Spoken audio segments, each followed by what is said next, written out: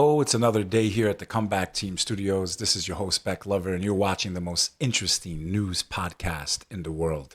That's right, interesting times on the Bek Lover Podcast, where I gather all the news, all the stories, the most important things you should know about the world that we live in and everything that's going on. I keep you in the know, so make sure you hit that subscribe button. You don't want to miss an episode. Not only do I go over the news, I give you my opinions and my forecast of what might be coming next. Reality is so much stranger than fiction, and I want to appreciate all of you that have been subscribing and following and sharing my content. We have broken the internet many times, so I want to thank you, my friends. Remember, you can watch this episode on YouTube, Spotify, Rumble, or you can listen to the audio version, which is boring. You want to watch and see my beautiful face and all the videos I play. But if you want to just listen to the audio, anywhere podcasts are available. It's been a couple days since the last episode. There's so much to go over, so let's just jump right into it. Interesting times indeed, my friends. Yesterday was a who's who of the politicians. They all gathered. Biden, Clinton, Obama. They were there to remember Ethel Kennedy as she was being laid to rest. Ethel Kennedy was the widow of Robert F. Kennedy and the mother of Robert F. Kennedy Jr. She was remembered in Washington, D.C. on Wednesday with a eulogy delivered by President Biden. Former Presidents Barack Obama and Bill Clinton also spoke at the service, which was held at the Cathedral of St. Matthew the Apostle. She was 96 years old. So she passed. But what has been circulating since that funeral service for Miss Kennedy is this scene that was captured by the media of Joe Biden speaking with Obama all over X, Instagram, everywhere. People are discussing what were they really talking about. It looked like they were having a pretty serious discussion. Now, I went a little further. So this is why you tune in to the Bek Lover Podcast. I used a video clip from the media and I inputted it into an AI app called readtheirlips.com, where you can upload a video and the AI reads the lips and basically kind of tells you what someone's saying, right? Reading their lips, readtheirlips.com. I also made a video of myself speaking with no words and no sound, just my lips. And when I put my own video into this app, it had an 80% accuracy. Now, I don't know if the video and the transcript I'm about to show you is 80% accurate. For entertainment purposes only, I tried using this AI app to read the lips of Joe Biden and Barack Obama as they spoke at this funeral. Now, here on YouTube, we can see a clip from MSNBC of the discussion that's going viral, and people are trying to guess what were they saying. Let's play that clip so you can see it. If this wants to cooperate with me, I hope it does. There we go. Let's see. We're having some technical difficulties here. We'll try reloading that for a second. Just bear with me. It's not easy doing this, folks. Here we go. Here's the clips. Americans got to know Ethel as a wife, a mother, a grandmother, a great-grandmother. So I'm having a little difficulty there. This is the app that I used. But I think actually if I pull it up on my X account, we can pull it up, the clip. Let's see here if we can find it. For those of you that are watching, that's another funny thing. I noticed a stark resemblance between these two. Let's see. So let's scroll down. I made this post on my X account, which is why you should follow my X account, formerly known as Twitter. Everyone is debating what Obama and Biden were saying to each other at the Ethel Kennedy funeral. I used the app readtheirlips.com for entertainment purposes only. And this is what the AI told me Biden and Obama were whispering to each other. Now, here's the video so you can see which video is going viral right now. Everyone's talking about it. Let's see if this uploads finally. I don't know what's going on here. Well, that was just a clip from the video. But in any event, the AI told me that this is what they were saying. Now, I don't know if it was Biden or Obama, but this is what they were both saying to each other using this AI app to read their lips. I'm not sure that's all you need to know, right? Do you breathe at some point? You have to communicate, okay? Do this. I want to hear you. Just do this for you. Do you want to see me? Then the other person says, I'm not sure. What we're going to do now is we're going to take a look at this. I'm awesome. That's all you need to know, right? Do you breathe at some point? You have to communicate. Okay, do this. I want to hear you.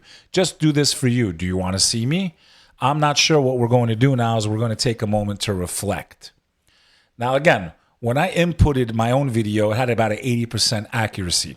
Let's say that 60 or 50% of this was accurate just from reading their lips through readtheirlips.com. It sounds like they're having a serious conversation about something, but there's no real details from it. What do you think? And do you think that these apps can actually read your lips? Like I said, I put my own video in and it had an 80% accuracy rate. Might have to be real careful now when we talk, especially if you're talking to your boys about something you shouldn't. Your wife might take a video of you, put it into one of these apps, and figure out exactly what you were talking about. Wives and girlfriends are the best detectives. They don't need much time to figure it out. They just need a couple key words and your life is over. In any event, I did have something that I've noticed. I mean, maybe I'm wrong. Call me crazy. But is it me, or do you not see a starking resemblance between the character of the Scarecrow on The Wizard of Oz and Kamala Harris? Like, I swear to God, they look like brother and sister. Is it me, or am I crazy? Kamala Harris looks like she could be related to the Scarecrow from The Wizard of Oz. Am I wrong or right? Let me know, drop a comment. Or am I just crazy? They look like family. They look like it could be her for Halloween. Literally. It is October. For those of you that think that marijuana has no side effects, today's weed is not the marijuana of the hippies, kids. So beware. The older generation used to have seeds in their marijuana. It came from the earth. It was grown in backyards and wherever. Today, a lot of this is grown in chemical labs. It's been bred a certain way. The THC potency is much higher, which means it's not natural in that aspect. There's been some news coming out. This is by medicalexpress.com. High potency cannabis use is tied to epigenetic changes, studies suggest.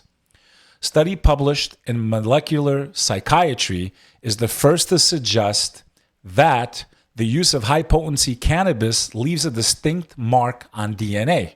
It alters your DNA, providing valuable insights into biological impact of cannabis use. High-potency cannabis is defined as having delta 9 THC content of 10% or more. Most of these dispensaries are issuing weed with 20 to as high as 50% THC. Okay? 5 to 6 times that amount. The research also showed the effect of cannabis use on DNA is different in people experiencing their first episode of psychosis compared to users who have never experienced psychosis, suggesting there could be potential for DNA blood tests to help characterize those cannabis users at risk of developing psychosis to inform preventative approaches. Our study is the first to show high-potency cannabis leaves a unique signature on DNA related to mechanisms around the immune system and energy production. Future research needs to explore if the DNA signature for current cannabis use, and in particular the one of high-potency types, can help identify those users most at risk to develop psychosis, both in recreational and medicinal use settings. I don't know what's been going on in this country, man. First, it was Boar's Head. They do a lot of cold cuts. For those of you around the world, cold cuts are when Americans take turkey, beef, chicken, pork, slice it very thin and make sandwiches. We use the meat to make sandwiches. But right now, it seems like even meat is in trouble. The second biggest listeria recall of 2024 includes 10 million pounds of meat processed in Oklahoma. Now, imagine this. A massive meat recall prompted by listeria concerns is affecting products in some of the most popular grocery stores across the U.S., including Walmart, Publix, Target, Aldi, Amazon, Trader Joe's, and more. The meat used in these products was processed at Bruce Pack Manufacturing Plant in Durant, Oklahoma, reports the Associated Press. Bruce Pack, based in Woodburn, Oregon, sells pre-cooked meat and poultry to industrial food service and retail companies nationwide. The pre-cooked meat producer released more information about the products impacted by its now 12 million pound recall. How many cows is that, man? Imagine how many cattle lost their life and all that meat is being thrown in the garbage. Routine testing found evidence of Listeria monocytogenes on Bruce Pack's ready-to-eat poultry, which can cause listeriosis infection if consumed. Initially, the USDA and Bruce Pack released a general warning about roughly 10 million pounds, followed by later updates on specific products. As of Sunday, the USDA has a 326-page document of specific retailers, brands, and food items containing the recalled meats. Here's what we know. So you better double check, my friends. Massive recall on meat. The FTC takes on subscription traps with click-to-cancel rule. This is good news.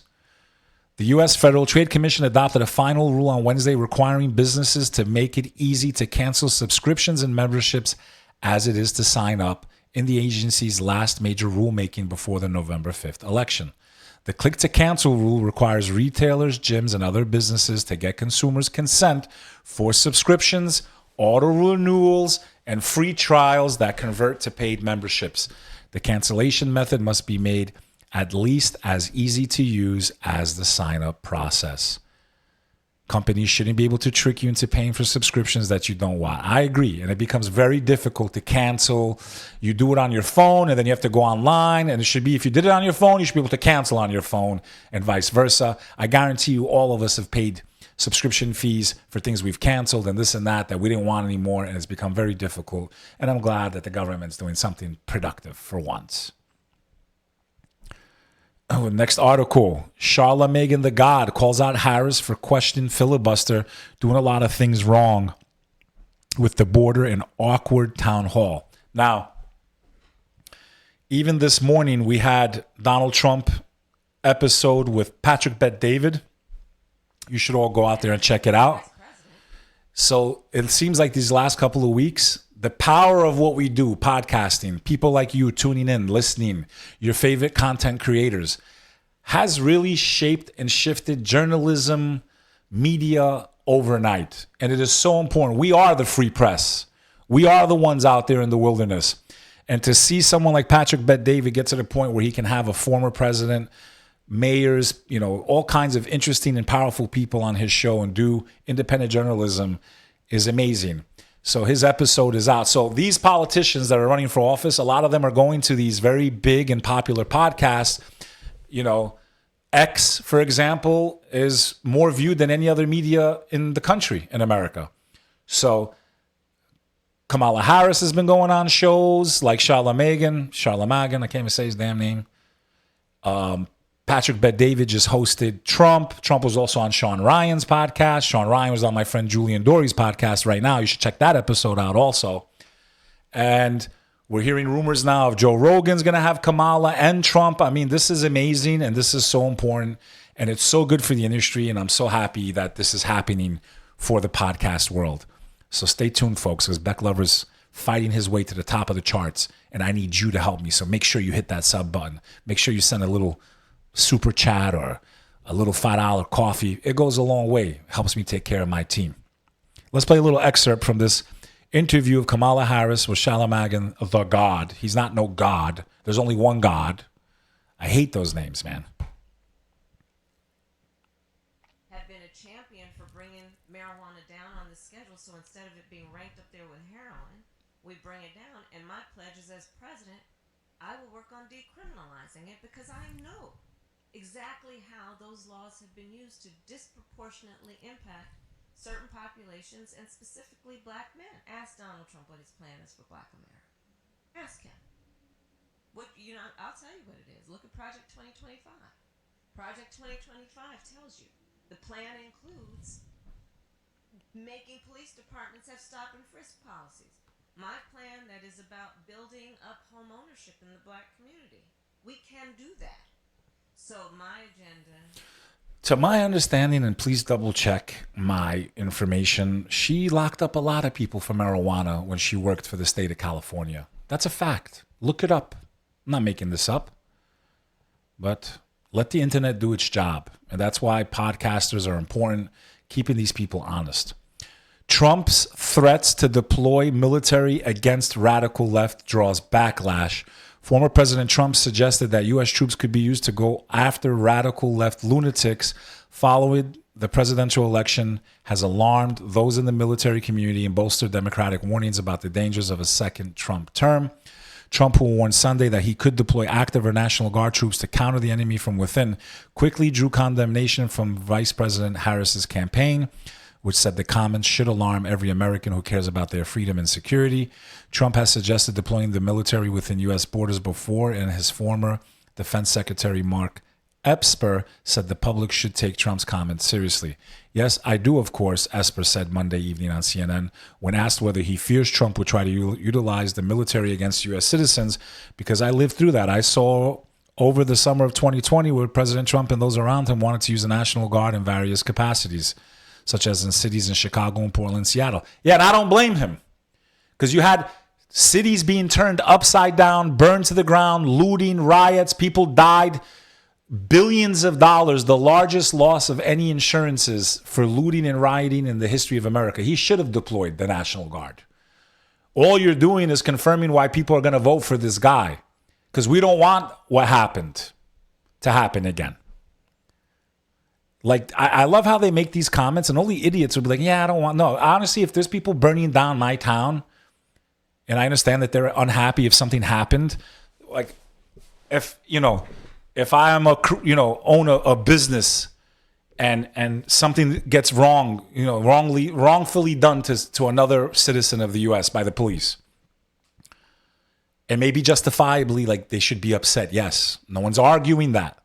But that doesn't give you the right to go and burn someone's store that did nothing to you and destroy their life and their business. So in that case, I would hope they would deploy the military. If people are going to riot and destroy the country, or if they're unhappy with the outcome of this election, because I guarantee you they would use it too. The left would also. So that's not a selling point, I don't think. So everyone, we reported last week there was a third assassination attempt. It doesn't seem to be the case. The Las Vegas man arrested outside Trump rally sues California. Then Miller filed a lawsuit on Tuesday alleging Riverside County Sheriff Chad Bianco is perpetuating a false narrative against him. Okay. He was arrested on Saturday for illegally possessing 2 loaded firearms, filed a lawsuit on Tuesday accusing Riverside County Sheriff Chad Bianco of damages, including defamation, intentional infliction of emotional distress, and invasion of privacy. Van Miller, the 49-year-old Las Vegas man arrested outside the rally, said his filing that Bianco wanted to create a narrative so as to be viewed as a heroic sheriff who saved presidential candidate Trump from a third assassination attempt. Miller also named Riverside County, the sheriff's department itself, and the deputy in his lawsuit. Bianco, a Republican who endorsed Trump and is a critic of California Governor Gavin Newsom, is considering a long shot run for California governor in 2026. On Sunday, he said, I truly do believe that we prevented another assassination attempt, and it was solely by our effort to keep those types of people out. So, that guy's saying I had no intention of hurting Trump and I'm a registered Republican and blah, blah, blah. Now, this... It's a crazy story. New Jersey detective killed during home invasion. Suspect found shot at the hospital. A home invasion in Bridgeton ended in a tragedy when a local law enforcement officer was shot to death late Tuesday night. Officers were called to a home on the 600 block of Buckshootum Road for reports of several people kicking in the front door. They arrived to a 51-year-old woman fatally shot inside. She has been identified as Monica Mosley, a sergeant detective with the Cumberland County Prosecutor's Office. Police say the investigation eventually led state police troopers to Cooper University Hospital in Camden, where they took a gunshot victim in for questioning. Officials say no arrests have been made and no charges have been filed.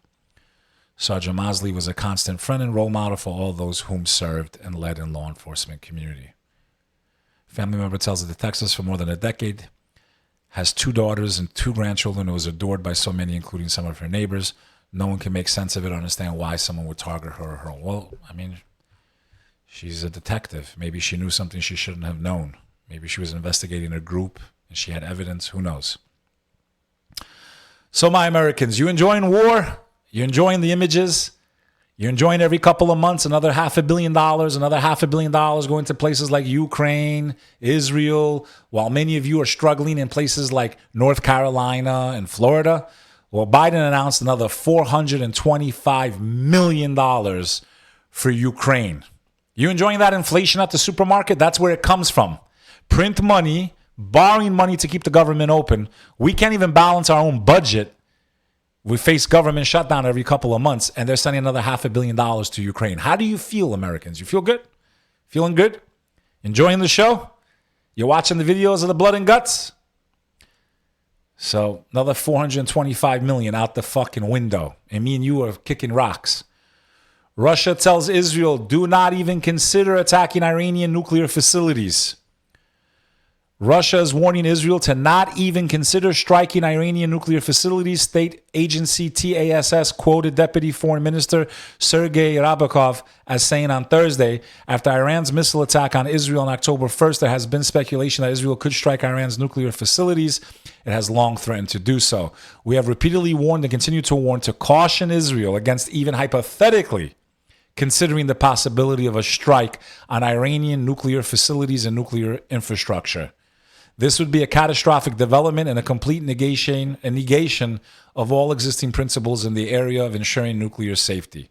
It was not clear in what form Moscow had conveyed such a message to Israel. But I can tell you another message that our man Putin told us subliminally here. Let's watch. You ever wonder why we never get to see Putin, man? Like, we never get to see him talk. We got to see him with Tucker for the first time ever. Tucker Carlson had him on his podcast. Flew out to Moscow. This guy's in control of one of the most powerful nations in the world, at war with a proxy war with us. We have free press in the media, yet we never get to see Putin speaking unadulterated. We got to go out and search to hear what he's saying. They do like to take little excerpts and put a spin on it and scare the shit out of you. But I think the American people have the right to hear what Putin has to say. And we can decide if we agree or don't agree with what our country's doing. Most people just see the headline, Russia threatens America. Yeah, but why does Russia threaten America? That's the question. Let's hear the news. America is trying to maintain its global military and political dominance at any cost. To this end, using Ukraine, they seek to inflict a strategic defeat on our country. Under the pretext of countering the alleged Russian threat and containing the People's Republic of China, the United States and its satellites are building up their military presence near Russia's western borders in the Arctic and in the Asia-Pacific region.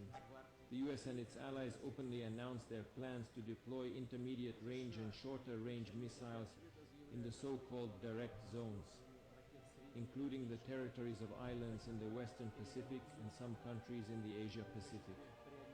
At the same time, the U.S. armed forces are already practicing the transfer and deployment of advanced missile systems in the Asia-Pacific region. With these aggressive actions, the U.S. seeks to achieve a tangible military advantage.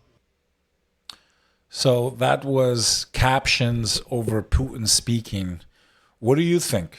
Who's really wrong here? Is it Russia, America, Ukraine? Who is the aggressor? Who is the oppressor? I'd love to hear your comments. Make sure you follow on Instagram also. I'm posting content daily, a lot of it that's not on my podcast. Highlights, videos. You can follow me at Bek Lover NYC. Make sure you do that, friends. Someone that's definitely going to vote, it's going to make such a big difference come November, is former President Jimmy Carter. I would be embarrassed to be bragging that this guy's voting. I mean, look at the pictures of him. 100-year-old Jimmy Carter waits in queue to vote for Kamala Harris. Images go viral. I mean, look at him. It's crazy, man. I didn't even do my hair today. My hair. You see that? Look at that. Bald spots, man. Getting old, for those of you watching. I would be embarrassed to even bring up Jimmy Carter's name. He's known as the worst president up until Biden, and God forbid Kamala. She'll definitely be the last president we have, if that happens. But Jimmy Carter, Like you're bragging about a guy that probably doesn't even know where he is. He's probably in medical coma is what it looks like. I mean, look at the picture, man. And they're bragging, yeah, he's going to vote for us. The guy doesn't even know where he is. They really think people are stupid, huh? It's crazy. Jimmy Carter cast his ballot. Big deal.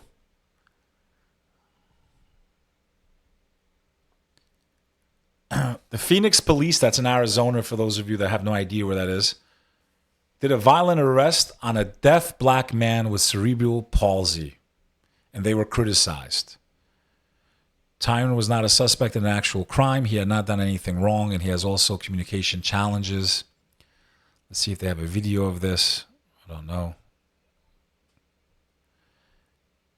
NBC News said there's no indication that the officers knew McCaplin was deaf or had cerebral palsy before his arrest.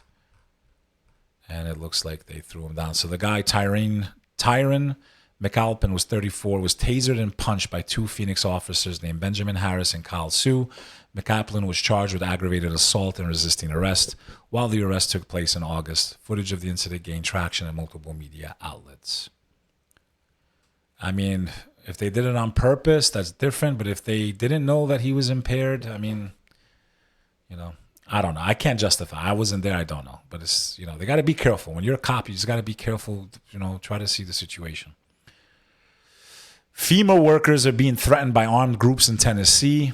There were some tense moments on Saturday when volunteers witnessed an armed group of people confronting and threatening FEMA workers in the Elk Mills community of Carter County in Tennessee. Tracy Elder is a president and founder of the International Alliance of Community Chaplains. Her group has been working in disaster relief for more than 20 years. They were armed. They were all open carry. They had surrounded the FEMA workers, and there was a lady that was yelling at them and threatening them. She explained that she listened to the group's grievances about FEMA, but explained to them that her organization was not associated with the federal agency. People just need to be heard, and then some of that does take a skill that doesn't take confrontation. Elder said, I said, hey, I hear you. You can say there's no volunteers, but I'm standing right in front of you, honey, and I'm here, and we're helping. So people are very, very frustrated. And meanwhile, we just sent $500 million to war. And our people are struggling in North Carolina and Florida. If you think that's right, then there's something wrong with you. It really is. During that hurricane in Florida, they found a dog that was tied during the hurricane and left outside. Man charged with abandoning dog in floodwaters as Florida's residents evacuated ahead of hurricane. A man has been arrested for animal cruelty after authorities say he abandoned his dog in floodwaters near a highway as residents evacuated Florida's Gulf Coast last week, shortly before Hurricane Milton made landfall. The 23-year-old man from Ruskin, Florida, was arrested Monday on a charge of felony aggravated animal cruelty. A case docket hadn't yet been posted online, so it was unknown if he had an attorney. The dog, nicknamed Trooper by the Florida Highway Patrol, was found alive last Wednesday in floodwaters up to his chest along Interstate 75 in the Tampa area as residents evacuated Florida's Gulf Coast hours before the Category 3 hurricane made landfall. Troopers brought him to a vet where he was examined for injuries and received a clean bill of health. We take this crime very seriously, and this defendant will face the consequences of his actions, as he rightfully should. If you take the life of a pet, you want to have a dog, have some honor and take care of it. Don't abandon it and tie it so it can't even swim or escape rising floodwaters from a hurricane. That person deserves the book to be thrown at him.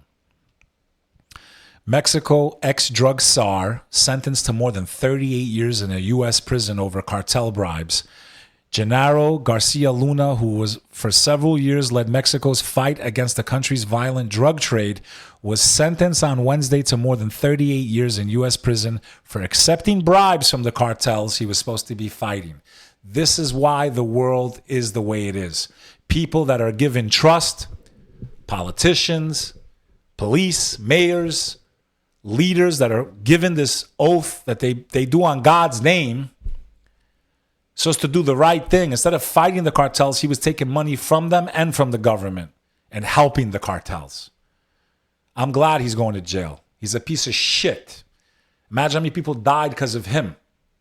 Prosecutors had urged a life sentence for Garcia Luna after he was convicted at trial in February 2023 for engaging in a criminal drug enterprise, taking part in various conspiracies, and making false statements.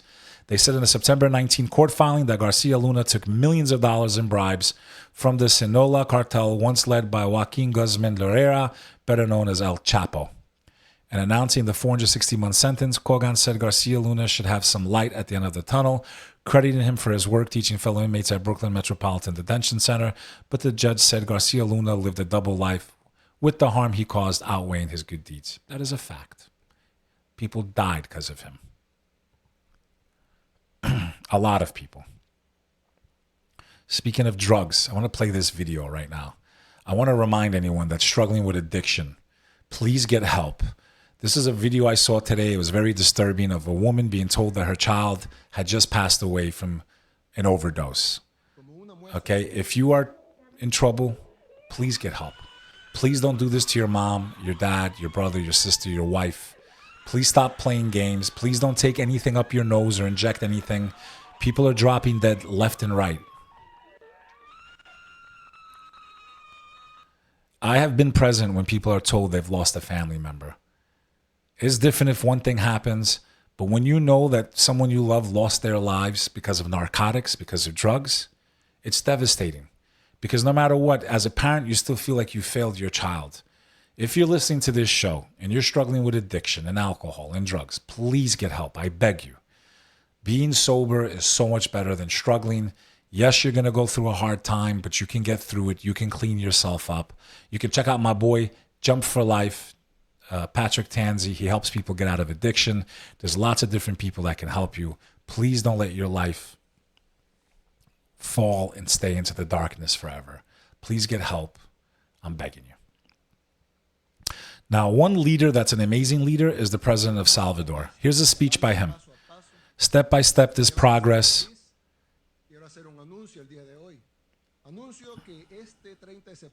This September 30th, for the first time in decades, we will submit. So basically, what happened is he announced for the first time that Salvador has balanced its budget and it no longer owes any other nation money. What an amazing leader this guy is. Musk's SpaceX sues California panel, alleges political bias over rocket launches. Elon Musk continuing to go to war with Cali. China won't renounce use of force over Taiwan. Xi visits Frontline Island. China will never commit to renouncing the use of force over Taiwan, the government in Beijing said on Wednesday after another bout of war games and a visit by Chinese President Xi Jinping to the scene of a famous defeat for Taiwanese forces. China, which views democratically governed Taiwan as its own territory, staged a day of large-scale drills around the island on Monday that it said were a warning to separatist acts following the last week's National Day speech by Taiwan President Lai Ching-te. We are willing to strive for the prospect of peaceful reunification with the utmost sincerity and endeavor. Chen Benoit, spokesperson for China-Taiwan's Affairs Office, told a regular briefing in Beijing, but we will never commit ourselves to renouncing the use of force. That is, however, aimed at the interference of external forces and the very small number of Taiwan separatists. Note the vast majority of Taiwan's people, Chen said. Taiwan has close, though unofficial, relations with the U.S., a major arms supplier, and its allies. Elon Musk goes big. 2024 campaign, $75 million for Trump and Republicans. Okay. It's like that Tucker video. If they don't win, he's fucked. Well, I guess he really thinks he's fucked. He just sent $75 million to Trump's campaign. We all heard the news. Not that I care about it. No offense. My condolences to his family. The One Direction singer Liam Payne died. I really don't care to spend any time on this story. People are crying. We go fucking crazy for these people. And I've met so many celebrities and like, who cares, man? There's more important people being like children are dying right now. Not because they're depressed millionaires who sing songs and go all over the fucking place. Like children are being blown up. I want to talk about them. They're more important. They are more important. Iran says it will respond decisively if Israel attacks U.S. to intervene. Okay, we know about that already. Israel was created by the UN. Netanyahu should not forget it, Macron said, the leader from France. It was not a UN decision that established the state of Israel, but the victory that was achieved in the War of Independence with blood of our heroic fighters, the PMO said in response. Should not fail to forget that a UN resolution created Israel. French President Emmanuel Macron said while convening with ministers on Tuesday. Netanyahu must not forget that his country was created by a decision of the UN. Therefore, he should not liberate himself from the decisions of the UN. Macron's remarks referenced the UN Resolution 181 adopted on November 29th, 1947. A reminder to the French president, it was not a UN decision that established the state of Israel, but the victory that was achieved. Yeah, how did you get that victory, though? How? You got armed by other nations, and you took out the local population, which is why we still have problems in your part of the world right now. And it was the United Nations that gave you that country because they had to ratify it and recognize you as a member of the world. So, yes, it was. And it was called the Palestinian Mandate under British rule before it became the nation of Israel. The Houthis got struck last night in Yemen. That story is still developing. 5 Houthi weapon storage facilities targeted in B-2 strikes. Okay, Yemen is in this war, folks. You can say whatever you want. Yemen, Lebanon, Syria. Now, North Korea, they're not playing games. Says 1.4 million applied to join army amid tensions with the South. North Korean state media said on Wednesday around 1.4 million young people had applied to join or return to the army this week, blaming Seoul for a provocative drone incursion that had brought the tense situation to the brink of war. Also, the North Korean leader has separated all the rail ties and roads to the south. So they just took a major step back. Israel resumes bombarding on Beirut's suburbs. Other news, Israel resumed punishing airstrikes on Beirut's southern suburbs and across central and southern Lebanon. And we're seeing this war continue to go on. Italy is using Albania as a place to store the migrants that they don't want.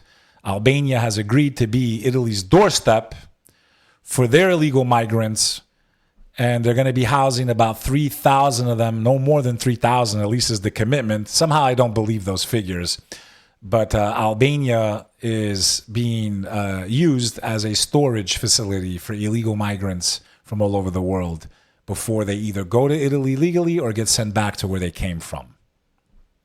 How do you feel about that, Albanians? Los Angeles. And if you're Catholic, you're probably going to have to start doing some more Hail Marys and start donating a lot more money every week at church, because the Los Angeles Archdiocese agrees to pay over $800 million to settle abuse claims. Abuse. The Archdiocese of Los Angeles has reached an $880 million settlement Wednesday with 1,353 victims of childhood abuse. Survivors came forward after California passed Assembly Bill 218, which opened a 3-year window for the revival of civil claims of past physical abuse, sexual in nature. While there is no amount of money that can replace what was taken from these 1,353 brave individuals who have suffered in silence for decades, there is justice and accountability. People are worried about other things. Well, stuff like this gets swept under the rug. Al Pacino. Do you want to go to war, huh? Do you want to play rough? I told you, man. I told you no kids. But you wouldn't listen, huh? Well, look at you now. Is that all I'm supposed to do, huh? Is that all there is to life, huh? Eating, drinking, watching the Bek Lover Podcast, huh? I can't even have a little kid with her, man. That was my Scarface. Now we'll do my Godfather. Look what they did to my boy. They massacred my boy. Don't let his mother see him like this. Al Pacino, that's crazy, bro. Al Pacino lost $50 million after corrupt accountant mismanaged his earnings. I had nothing. In his newly released memoir, Sonny Boy, The Godfather, actor 84 opened up about the financial pitfall he found himself in after being entangled with a corrupt accountant who mismanaged the star's earnings for years. In 2011, Pacino said per Variety that he started to get warnings that my accountant at the time, a guy who had a lot of celebrity clients, was not to be trusted. The actor recalled paying a ridiculous amount of money to rent some big fancy house in Beverly Hills, plus footing the bill for an extravagant European trip with his family. It wasn't until he returned to the U.S. that he realized something wasn't adding up when it came to his finances. I was broke. I had $50 million and then I had nothing. Pacino continued, I had property, but I didn't have any money. In the business, when you make $10 million for a film, it's not $10 million because after the lawyers and the agents and the publicists and the government, it's not $10 million, it's $4.5 million in your pocket. But you're living above that because you're high on the hog, and that's how you lose it. It's very strange the way it happens. The more money you make, the less you have. The kind of money I was spending and where it was going was just crazy montage of loss. The landscaper was getting $400,000 a year. I don't exaggerate these things. It just went on and on. Mind you, that was for landscaping at a house I didn't even live in. I wasn't even signing my own checks. The accountant signed them, and I just let them go by. I wasn't looking, and he didn't tell me how much I had or where it was going. But I blame you. Like you can't trust anybody when it comes to your money. Okay? You need to have control. Never sign over power of attorney, in my opinion. Get advice from whoever you want. For me, I don't trust no one. You said it yourself in Scarface. Who do I trust? Me. Who put this shit together? You. So why did you give control to this accountant? Why? Same thing happened to so many celebrities, man. Who put this together? You did. Why did you give power to the accountant? 50 million, Al Pacino. I had met Al Pacino. He was a gentleman. I snuck my way into his car, became friends with his bodyguard at the time. I won't mention his name. We had a good time. And Al Pacino was a class act. I love the guy. I'm sad to hear that he lost $50 million. That's crazy. Someone that's going to lose a lot more than that, already did, is Diddy. Diddy's first alleged underage victim share photo proof of him and the rapper at his white party. Here's the picture with the victim's face blocked out. You see Diddy looking like he's ready. He's got his arm around him. So basically, is it safe to assume that at this point, Diddy is a pedo and definitely bisexual? He's into men, women, and boys? I guess we're going to find out. What a disaster, man. What a shit show with this Diddy guy, bro. What was he thinking, man? What was he thinking? What was he thinking? But more importantly, I want to know, what do you think? Drop some comments about this episode. What do you like? What do you want me to cover? Is there any subject matter? Make sure you follow the YouTube, Spotify. All the handles are out there. I'm pumping out content. I'm going to be pumping out interviews. I know I keep saying it, but I'm working on all of this. And I've even started filming a new podcast in a world-famous comedy club. And the first episode was so wild that I don't even think we can fucking release it. I'm going to have to edit it. In any event, I appreciate all of you. Thank you for the support. Don't be cheap. Super chat, buy. Premium content on X, Instagram. Let's get Al the Pal a coffee. Shout out to Al the Pal, my producer. He does an amazing job. With that said, thank you. Remember, we're living in interesting times, and I'll see you soon. I'll be on the road. I'm in Dallas, Texas this week. If you're in the Dallas, Fort Worth area, I'll be there for 8 days. Shoot me a DM at info@beklover.com or on Instagram, and maybe we'll meet up. In any event, I will try to bring my equipment with me and do the show on the road from Texas. Or I'll do it without all the fancy stuff, but I'll still cover the headlines. I just won't have all these fancy special effects. In any event, thank you for listening.